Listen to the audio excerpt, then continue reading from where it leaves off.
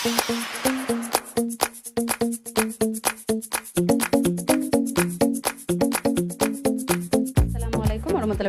দর্শক, সবাই কেমন আছেন? আশা করি ভালোই আছেন। আজকে আমি করে দেখাবো মুড়ি দিয়ে ল্যাংচা। তো বন্ধুরা, এরকম বাড়িতে আমাদের অনেক সময় মুড়ি একদম টিনের মধ্যে থেকে চুপসে যায়।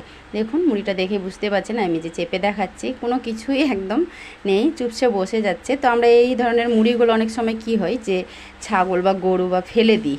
তো আজকে আমি এই চুপসে যাওয়া মুড়িটা দিয়েই আপনাদেরকে ল্যাংচা করে দেখাবো। তো চলুন, প্রথমে আমি এই মুড়িটা নিয়ে চলে যাচ্ছি চুলায়। তো বন্ধুরা, আমি চুলায় চলে এলাম। আর এখানে আমি দেখতেই পাচ্ছেন এক বাটি নিয়েছি, খুব একটা ভরে নিইনি, এক বাটি আছে। আর চুলার জালটাকে জ্বালিয়ে কড়াই চাপিয়ে দিয়েছি। এখানে শুধু মুড়িটা আমি এইভাবে অনবরত নেড়ে হালকা করে একটু গরম করে নিব, যাতে মুড়ির সুন্দর করে গুঁড়োটা হয়ে যায়। এইভাবে তো মুড়িটা যে চুপসে গেছে, তো গুঁড়ো করা যাবে না, তার জন্য আমি এইভাবে কড়াইয়ে নেড়ে চেড়ে একটুখানি খালি গরম করে নেব। তো বন্ধুরা, আপনাদেরও এইভাবে মুড়ি বেঁচে গেলে পরে না ফেলে এইভাবে আমার মতো করে করে নেবেন, দেখবেন খুবই ভালো লাগবে খেতে। তো দেখুন, আমি এইভাবে খালি অল্প একটু গরম করে নিয়েছি। এবারে আমি চুলার জালটাকে বন্ধ করে দিলাম। বন্ধ করে এটাকে আমি এবারে গুঁড়ো করে নেব। বন্ধুরা, এখানে আমি নিয়ে নিয়েছি মিক্সচারের বড় জারটা। এবারে আমি এই গরম করা মুড়িগুলো এই জারের মধ্যে দিয়ে দিচ্ছি, ঢেলে দিলাম। ঢেলে দেওয়ার পরে এবারে ঢাকনাটাকে বন্ধ করে এটাকে আমি সুন্দর করে গুঁড়ো করে নিয়ে চলে আসছি।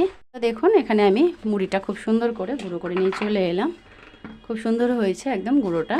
এবারে আমি একটা বাটির মধ্যে মুড়ির গুঁড়োটাকে ঢেলে নিচ্ছি। সম্পূর্ণ মুড়ির গুঁড়োটা আমি এই বাটির মধ্যে ঢেলে নিলাম। এটাকে এবারে আমি একটু সাইডে সরিয়ে রাখছি। এর মধ্যে আবারও এই কড়াইটা চাপিয়ে জালটাকে জ্বালিয়ে দিলাম। এবারে আমি এখানে দিয়ে দিচ্ছি 1 কাপ চিনি। প্রথমে আগে আমি ল্যাংচার জন্য শিরাটা তৈরি করে 1 কাপ চিনি দিলাম, সেই কাপেরই এখানে আমি 1.5 কাপ দিয়ে দেবো জল। 1 কাপ দিলাম, এখানে আমি আরও অর্ধেক কাপ দিয়ে দিচ্ছি। আর দিয়ে দিচ্ছি এখানে 3টে ছোটো এলাচ, মুখটাকে আমি ফাটিয়ে দিয়েছি। এভাবে দিয়ে আমি নেড়ে চেড়ে এবারে সুন্দর করে চিনিটা শিরা তৈরি করে নেব। চিনিটা গলে গেছে ভালো করে। এখানে আমি দিয়ে দিচ্ছি অল্প একটু ঘি। ঘিটা দিলে পরে বন্ধুরা ল্যাংচাটা খুবই ভালো লাগবে খেতে, তার জন্য আমি অল্প একটু ঘি দিয়ে দিলাম। চিনিটা তো খুব সুন্দরভাবে একদম গলে গেছে। তো একটুখানি এখানে আরও ফুটিয়ে নেব। বাস ফুটে গেলে আমি একটা বাটির মধ্যে শিরাটাকে ঢেলে নেব। দেখুন, শিরাটা খুব সুন্দরভাবে ফুটে গেছে। এবারে আমি একটা বাটির মধ্যে শিরাটাকে ঢেলে নিচ্ছি। বন্ধুরা, সেই কড়াইটাই আমি এখানে চাপিয়ে দিলাম, আর জালটা জ্বালানোই আছে। আর দেখুন, এই যে বাটির মধ্যে আমি শিরাটাকে ঢেলে রাখলাম, এটাকে আমি এবারে সাইডে সরিয়ে রাখছি। এখানে আমি এই কড়াইয়ের মধ্যে দিয়ে দিব 1 কাপ দুধ। এখানে আমি গরুর দুধ নিয়েছি, 1 কাপ দিয়ে দিলাম। এখানে আমি আরও 1 কাপ দিব, আরও এখানে আমি 1 কাপ দিয়ে দিচ্ছি। এবারে দিয়ে দিচ্ছি আমি এখানে 4 চামচের 2 চামচ চিনি নিয়েছি মেপে, চিনিটা দিয়ে দিচ্ছি। বন্ধুরা, এখানে আমি আরও অল্প দিয়ে দিচ্ছি ঘি। চিনিটাকে আমি আর ঘিটাকে সুন্দর করে এই দুধের সাথে মিশিয়ে নেব। দুধটা এখানে ফুটে আসতে শুরু করেছে, দেখুন। এবারে আমি আগে থেকে যে গুঁড়ো করে রেখেছি এইভাবে মুড়ির, এই গুঁড়োগুলো আমি এখানে এবারে এই দুধের মধ্যে দিব, আর এইভাবে খুন্তিটা দিয়ে এক হাতে নাড়ব। দেখুন, এইভাবে আমি খুব সুন্দর করে নেড়ে চেড়ে একটা ডো তৈরি করে নিচ্ছি। আর চুলার জালটা এখানে আমি এবারে কমিয়ে দিচ্ছি। চুলার জালটাকে আমি বন্ধ করে দিলাম। বন্ধ করে দেওয়ার পর কড়াইটাকে আমি এবারে নামিয়ে নিয়ে আসছি। কড়াইটা আমি এখানে নামিয়ে নিলাম। নামানোর পর এইভাবে একটু আমি নেড়ে চেড়ে নিচ্ছি। আর এখানে এবারে আমি দিয়ে দিব 10 টাকা দামের গুঁড়া দুধের প্যাকেট নিয়েছি। এই দুধের প্যাকেটটা কেটে আমি সম্পূর্ণ গুঁড়া দুধটা ঢেলে দিচ্ছি। প্যাকেটটা কেটে নিয়ে চলে এলাম। এবারে আমি এখানে সম্পূর্ণ গুঁড়া দুধটা ঢেলে দিচ্ছি, মিশিয়ে নেব।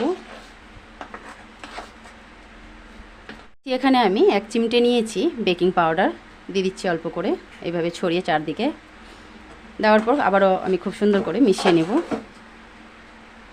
মেশানোর সময় আমি এবারে দিয়ে দিচ্ছি 2টো ডিম। এখানে আমি আগে থেকে একটা বাটির মধ্যে 2টো ডিম ভেঙে রেখেছি, এই 2টো ডিম আমি দিয়ে দিলাম।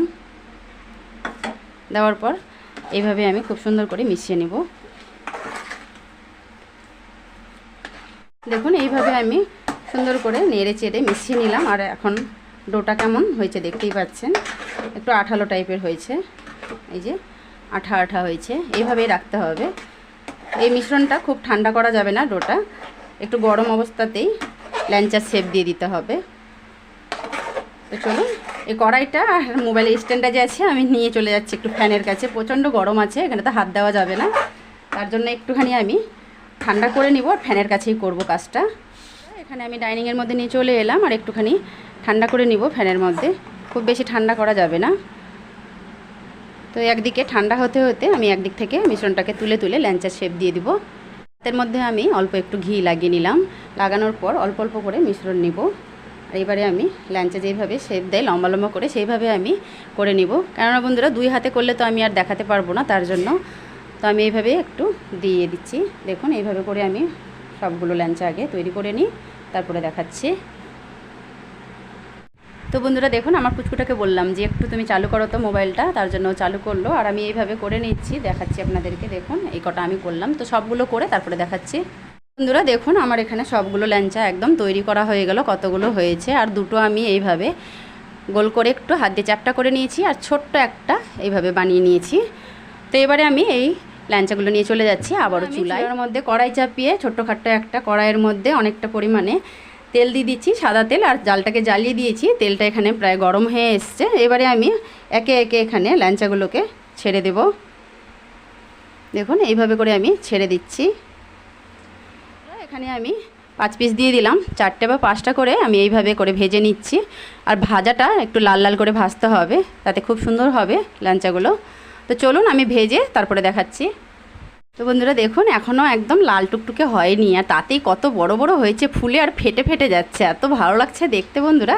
তো আমি চুলার জালটাকে মিডিয়ামে করে এইগুলো লাল লাল করে একদম ভেজে নিব। ভেজে গরম গরম একদম শিরার মধ্যে ডুবাবো, কেননা শিরাটা ঠান্ডা হয়ে গেছে, শিরাটা তো আমি আর গরম করব না, তাই এগুলো গরম গরম একদম ভেজেই শিরার মধ্যে ডুবিয়ে দেবো, তাহলেই খুব সুন্দরভাবে শিরাটা এর মধ্যে ঢুকে যাবে। তো চলুন আরও আমি এখানে এবারে আমার খুব সুন্দর একদম ল্যাঞ্চাগুলো ভাজা হয়ে গেছে, এগুলো এবারে আমি তুলে নিচ্ছি।